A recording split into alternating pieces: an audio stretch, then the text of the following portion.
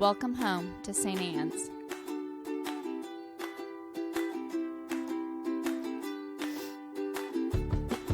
We want you to know that you're welcome to join us at 10 a.m. on Sundays. Please be sure to hit subscribe to receive our sermons. We can't wait to meet you. So I know I've whined and complained to you before about how hard it is to preach on passages that everybody already knows. And so there are some passages where it almost doesn't matter if you are a churched person or not. You just know them, right? They're just in the water of our culture. And the Good Samaritan, as this one is known, is one of those. I think most of us have heard it. Even if if you've never really studied it, it's just in the water. It's one of those, you know it. And so those are really fun to preach on. Because you can just imagine trying to find something that speaks when y'all have heard it. And you probably all have heard it from a preacher better than myself. So we'll just do the best that we can and go with the you're a forgiving lot if we don't get there. Okay, so the Good Samaritan. So what I worry about with the story of the Good Samaritan, as it's called, the good one, because, most of the Samaritans, they're not good. We don't like them. So it's unique that this one is different. What I worry about with it is that it's, in classic Christian form, taken out of context. We proof text it, right? So we don't get the rest of the story around it. We just get handed the Good Samaritan. But it's important to understand the situation in which Jesus tells this story. And so that's something I want us to talk about a little bit. And the situation in which it arrived, let's talk about the Good Samaritan story first. We'll do a quick overview of it. I know you all know it, but I think it's important to at least get the history behind it. Okay, so Jesus tells this parable of this story. Now, what's important is that you know who each of these characters is, because that's important. I'm not sure we always necessarily get that in this story. We just know that the Samaritan is different, and we don't like them because, they're the Samaritans. Yes. And there are people in our world and culture in which we consider the Samaritans, right? I mean, we all have those people in our lives that would be the Samaritans. Don't get all preachy. You got them, right? We all got them. We'll do another sermon someday about coming to grips with who our Samaritans are. But for right now, you got them. Okay, so we have the people that we expect to stop, right? So this is the story. We have this traveler. We don't know much about the traveler. Traveler doesn't even give a name. We don't know much. But the traveler's traveling along and doing his little travel thing, and he falls into the hands of robbers. It happens. I mean, you don't want to go through downtown Chicago by yourself at night. Okay, things happen. I lived in Chicago. I worked at a Northwestern downtown hospital, Trauma 1. I know you don't wander around downtown. Anyway, so things happen. But that's not the crux of the story. The crux of the story is the other three characters, because those are the ones that matter. The first one we have is a priest. Now that represents the Pharisaic law. And for those of us who are priests, it's a sensitive subject. So the Pharisaic tradition is they hold the law. They are the priests. They are the Jewish people, right? They know it all. They got it all. So you have someone who is committed their entire life, because it's not easy to be a priest in the Pharisaic tradition, or otherwise, frankly. But in this tradition, it's not. So you've devoted your entire life to this, to learning the law, to studying the law, to teaching the law. You know this stuff, right? So that is someone that we would expect to do something about it, right? The problem is, what we know about those of us who have committed our life to God and to Scripture and whatnot is sometimes we're really good at knowing the text. We're not so good at living the life. Does that make sense? I can only speak for myself. Other clergy are perfect. I can only speak for myself. But sometimes it's easier to tell you what texts mean than it is to actually live it, right? So a priest is coming along. Priest is like, ooh, probably unclean because he's like bleeding and stuff. And I got things to do. And ooh, so I better go over here to make sure that I don't mess with that, right? Second person is a Levite. Now that's important because the Levite are a tradition where they are the family. So they carry the family history, right? The Levites. And that's important because a Levite is by their very being one of God's chosen people, right? They are the Levites. They've got it, right? Levite is like, I mean, blood, gore, I mean, have you ever been around blood and gore? It kind of stinks. Humans are kind of gross, right? And Levite is like, not messing with that. Okay. So, but I mean, we've all had those moments, right? Where you're like, I don't really want to mess with that. Because, got things to do, and All right. So, third person comes along, right? Now, that's one of those people. Those Samaritan people. Like, they ain't got the gospel. They ain't got God. They're like dirty heathen Samaritans. Right? Like, they don't even...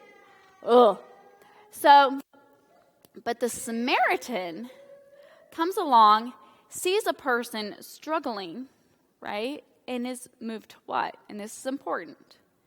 The word here is moved to pity.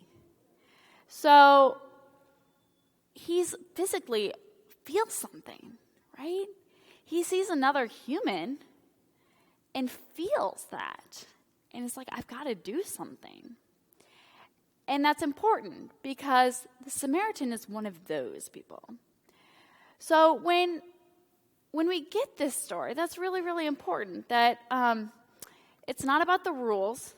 It's not about who you are. It's about feeling compassion for another human, right? And how often do we, as a people, worry about who? Like, do you know the rules? Do you know the Lord's Prayer? Do you know the Nicene Creed? Do you know the rules? Right? Anyone here read the Catechism? Don't. It's a waste of your time. But it used to be that you had to know the Catechism, right? Like, we're not going to let you into this church unless you know the rules. And anyone know of any other churches that have rules, right? Like, you got to sign off on this stuff. You got to know, right? It's not about what you know. It's not about if you've committed your life to knowing the text. It's not about what you know. Levite, it's not about who you are. It's not about who you are. It doesn't matter if you're middle class. It doesn't matter if you're upper class. It doesn't matter if you're lower class. It doesn't matter if you have this, that, or the other, this last name, or the other last name. It doesn't matter what country you come from. That's important in our culture right now, right? Okay, it doesn't matter who you are. It doesn't matter if you're one of us or not. It doesn't matter who. It matters that our hearts are open enough that we are physically hurt when we see another human suffering. And that's important. Because here's what the lawyer, and I'm not going to make lawyer jokes. My sister's one. I feel like I'm equipped to make lawyer jokes, but I'm not going to because that's just too easy. I know the lawyers are like, we're waiting for it, Meg. We're coming for you later. So what he's doing here is he's trying to find a loophole. And we as humans, we love loopholes, right? So if we know what the rules are, then we can find the loophole. And don't act like you don't do it. I was just on a road trip. You go 5 miles over, right? That's the loophole region. Nobody's going to go the speed limit because that's annoying. You don't want to be on the road with somebody going the speed limit or like one under. Don't tell me you don't shake your fist at the person going one under. You do. You set your cruise for 5 miles over because that's loophole territory because it is not worth anyone's time to pull you over, right? They're shooting for 10, 20 over. 5 miles over? That's a sweet spot. But you have to know what the speed limit is, right? Because you don't know what the loophole is if you don't know what the speed limit is on your some country road that doesn't have an unmarked. That's frustrating. Because you're like, where are the rules so I can find my loophole? Because if it's not marked, it could be 25, it could be 35. I don't know. And I don't know what my loophole is. Right? We're that way. We want to know what the rules are so that when we know what the rules are, we can find that loophole. And that's what the lawyer is doing here. And he wants to justify himself, right? Because we all know at our core, of course, that we're not so good at this Christian thing, right? This God thing is hard. And so we all know in our heart of hearts, if we are completely honest, we know that we're struggling with it, right? But you want to justify yourself. Like, nobody wants to sit on the sidelines and be like, well, I'm probably not getting to heaven. I mean, can you imagine your priest? Well, your priest does say stuff like that all the time. But it makes you a little bit nervous, doesn't it? It should. It should.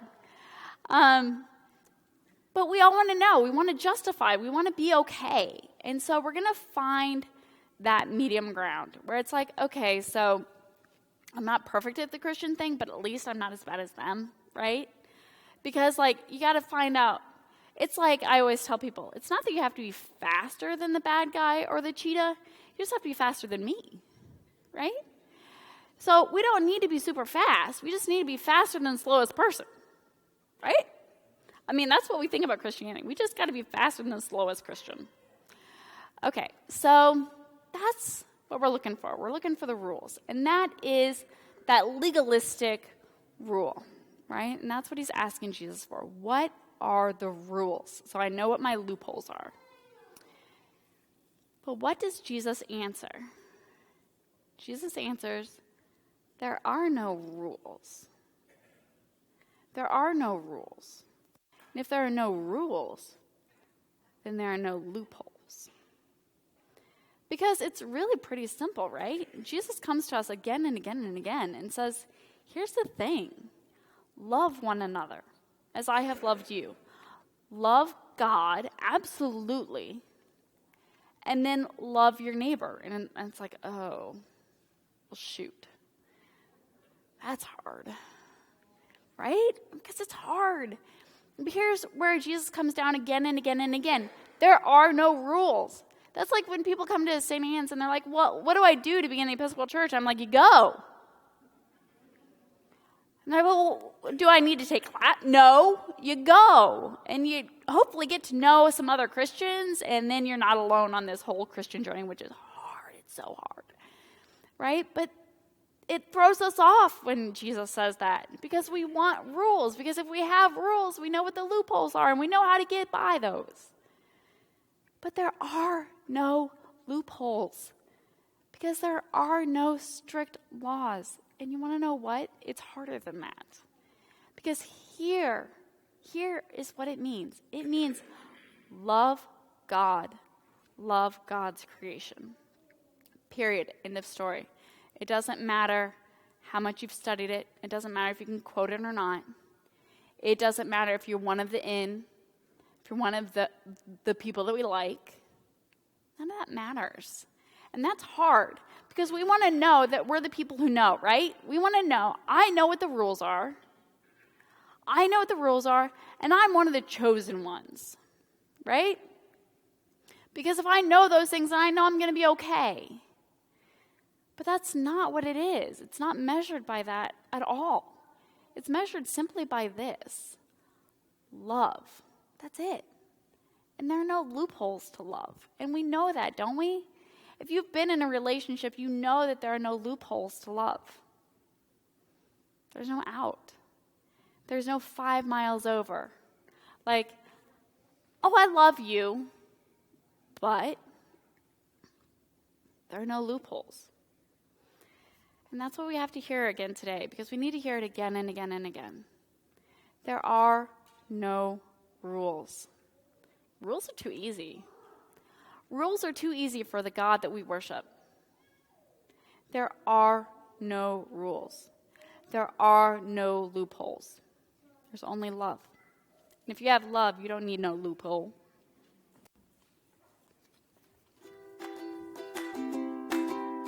We want you to know that you're welcome to join us at 10 a.m. on Sundays. Please be sure to hit subscribe to receive our sermons. You should have memorized. We can't wait to meet you. Not really. We have it printed. We believe in one